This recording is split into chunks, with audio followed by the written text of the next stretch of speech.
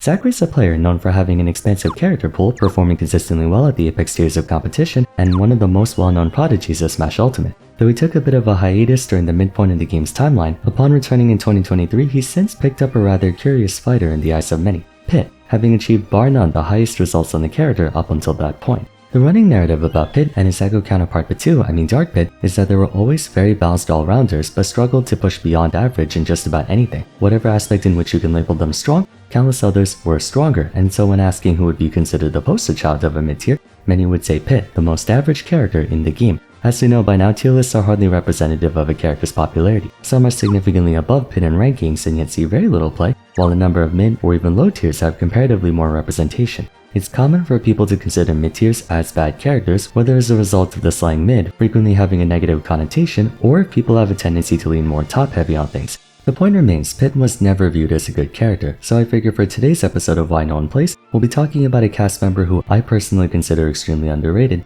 yet I understand why he's underrated. Pit.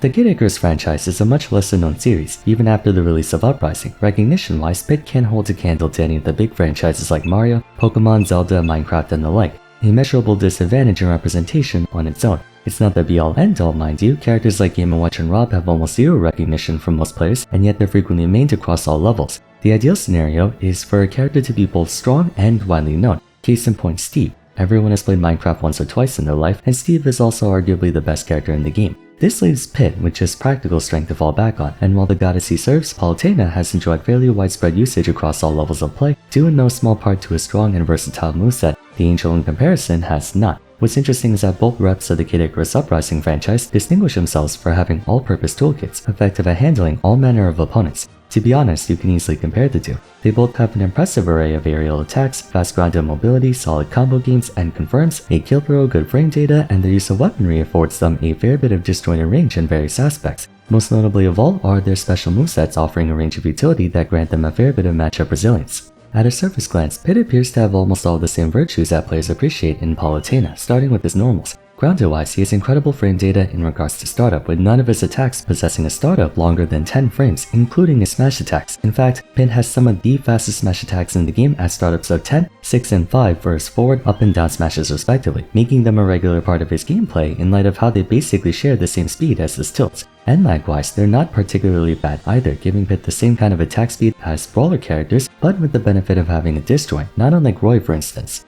Aerial-wise, he slows down a fair bit, with all of his moves bar neutral having a startup of frame 10 or higher. Even so, relatively speaking, you won't find him having any trouble with fast attackers, easily going toe-to-toe with them. The aforementioned grounded attacks effortlessly transition into a stream of aerials and vice versa. Coupled with having excellent ground physics, his combo game and early percent bread and butters are quite effective. It also helps that he is a frame 4 multi-hitting nair, which, in spite of the memes on how terrible its hitboxes are, is an attack most people would gladly trade theirs for. Overall, the vast majority of Pit's normal moves are fairly balanced, not really having any egregious weak points in terms of range, speed, safety, or end lag. In addition, courtesy of being a multi-jumper in conjunction with having 3 multi-hitting aerials, his threat bubble can linger much longer than most. Probably his best aspect would be the breadth of combos he has, making it unlikely for him to ever not have something to look for. Early percents you have your classic down throw, sour spot down air into nair, you can even do rising nair into forward air into dash attack, up tilt can lead into nair at early percents and up air at higher percents. His down tilt can also set up into an aerial or two as well. Compared to other disjointed fighters, Pit's definitely got a more diverse array of combos.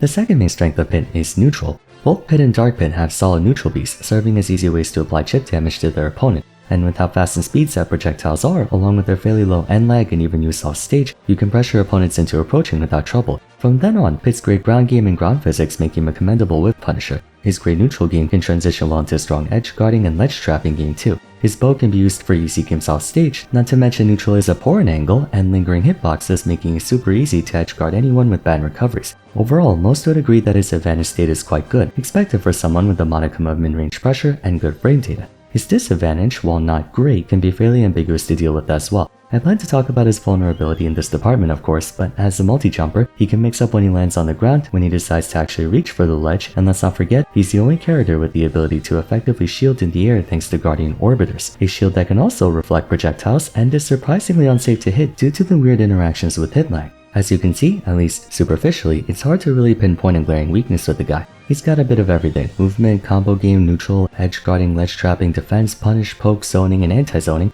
all that stuff. then if he's so well put together, why aren't more people playing him? Therein lies the problem. He's balanced in a game where everyone else is unbalanced. The best way I can describe Pena is that he's like that one car on the freeway who drives at the speed limit, 50 miles per hour for the sake of argument. He's doing absolutely nothing wrong, not breaking any laws, but when everyone else is gunning 70 or 80, it makes him look bad because he's disrupting the flow of traffic. Pit's a very straightforward character with a straightforward game plan and straightforward experience. There's nothing in particular that makes him stand out from an experiential standpoint. A low skill floor and frankly low skill ceiling too. Not to say he's a brainless character, Pit, like most generalists, are fundies oriented, they're only as good as the player piloting them. However, he does come off extremely vanilla and honest.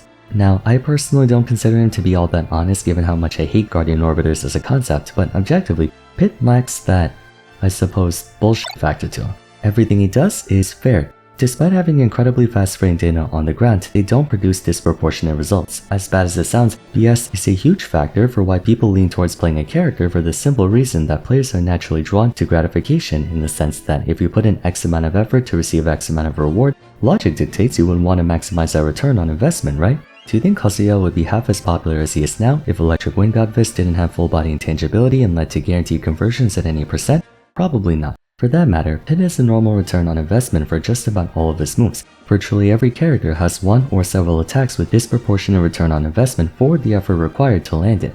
Because I'm a Cloud main, let's use him. I'm actually going to skip his back air and instead talk about Climb Hazard. On a frame 7 startup with one of the farthest horizontal ranges in the game for an up-B, he strikes 4 separate times for a total of 18.9% after you calculate the fresh move and 1v1 bonus. Despite not having any kill power outside of limit, Cloud has an incredibly rewarding up-B at a shield, especially in relation to how fast and long it is. Others may have more kill power or longer range, such as Iker Crom's respective up-Bs, but they're nowhere near as safe or fast. That's why it's so tilting to get hit by it, because a Cloud player gets so much reward for something so easy to perform. In contrast, none of Pit's moves have that BS factor. They all do fair amounts of damage and have fair amounts of knockback. That's not to say Pit's a bad character, rather he has the most one-to-one return on investment out of any character in the game. If you're trying to maximize efficiency, Pit is anything but that. Is he a better character than most other fighters? Absolutely, I think he's on the cusp of high tier. But considering he's a straightforward character with a fundies-oriented strategy, he doesn't have a unique playstyle or anything to equalize the disparity like the Chiefs characters do.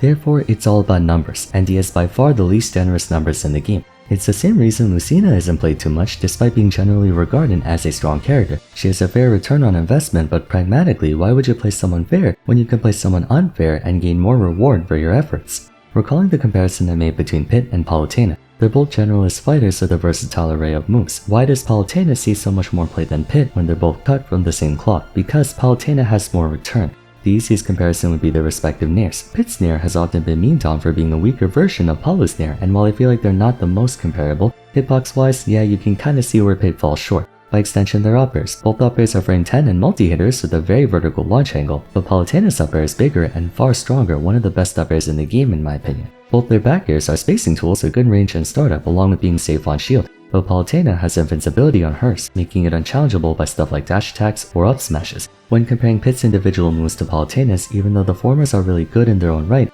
when evaluated against the latters, they don't look quite as appealing. This is reflected across Pit's entire game plan. He doesn't have enough bullshit to make him stand out in any way, which again isn't a bad thing, but if everyone else has it, then it goes from being a neutral thing to a bad thing. Decent combo game, why not play a character with a better one like Mario, Kazuya, Terry, etc. Decent edge guarding, why not play someone with even better edge guarding like Meta Knight, Pikachu, Jigglypuff, or Lucas. Decent neutral, why not play someone with even better neutral like Samus or Joker. Disjointed hitboxes, why not play Cloud or Aegis. With punishing, there are tons more terrifying options like Peach and Greninja. You can make the argument that Pit makes up for it by having stuff that they don't, which in defense of him is true. Cloud doesn't have a reflector or much offstage pressure, Pikachu has stubby hitboxes, Kazuya doesn't have the best aerial pressure, but the problem is Pit doesn't have enough of those other things to compensate for what he's lacking in the main thing you're evaluating. For example, you can try to say he makes up for his comparatively shorter disjoints by having a projectile, but Palutena's bow or Silver Bow aren't exactly crazy enough to merit being used. They're no charge shot or T-Jolt. Like any other competitive game, the nature of Smash Ultimate is that of optimization. Every character has a weakness. However, if the strengths are significant enough to mitigate or outright neutralize those weaknesses, it doesn't matter if they lack something if they can avoid being put in a situation that calls for it. Expectantly, if they're thrown into a circumstance that depends on whatever they're deficient in, they'll get punished for it, but if they don't get put in that position often enough, they don't have to care much about it. Game & Watch is the third lightest character in the game, but when it's impossible to trap him in shield and you're in permanent disadvantage anyway, he doesn't care about his poor durability. Rob is big, but he can outbox boxers and then wall them out with projectiles and hitboxes for days. Pena on the other hand doesn't have strong enough of anything to mitigate the detriment of being thrown into situations you don't want to be thrown in. Fortunately for him, he doesn't have any situations he doesn't want to be in any less than other people do, such as being caught in a juggle scenario or having to recover back to stage. If and when he gets to that point, he should have enough to survive, but it ties back to the central issue of everyone else always feeling like they can get by more comfortably than he can. Even amongst other jack-of-all-trades characters, others feel like they've been given just a bit more privilege. Joker, Palutena, Lucina, Wolf, what have you. Meaning, if it came down to a matter of preference, in that hypothetically you want to focus on a well-rounded character, Pit is far from the most optimal choice in the field he excels at. So not only is he average in most fields, but he's also average at being average.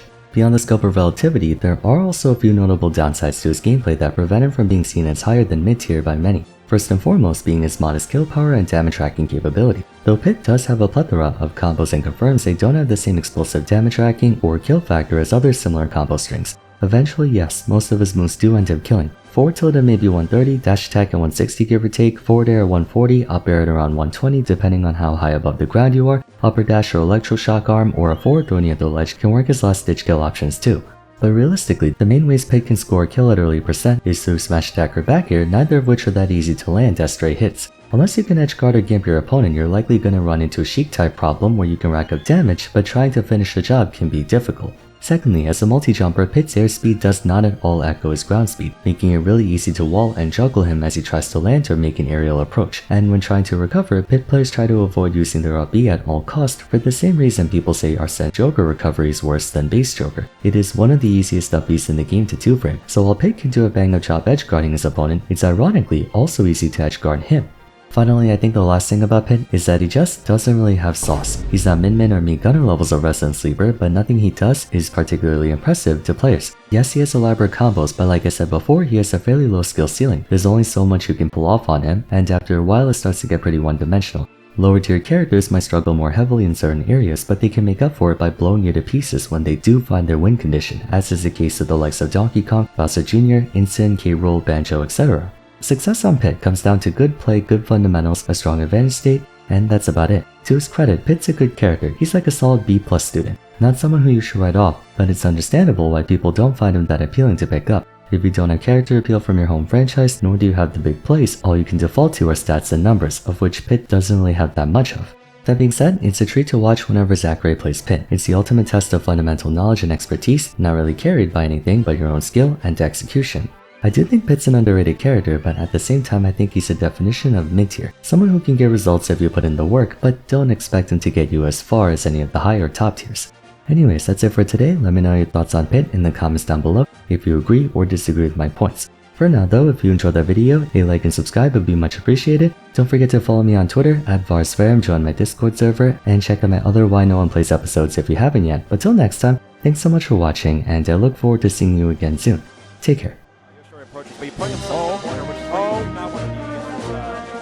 Just a minute, man. The egg hits. Good shield. Yeah, the egg. Trying to get back here. Oh, the little stars hit him. Very looking for sure. Please. There's a pickle. He almost threw it. Forward smash misses.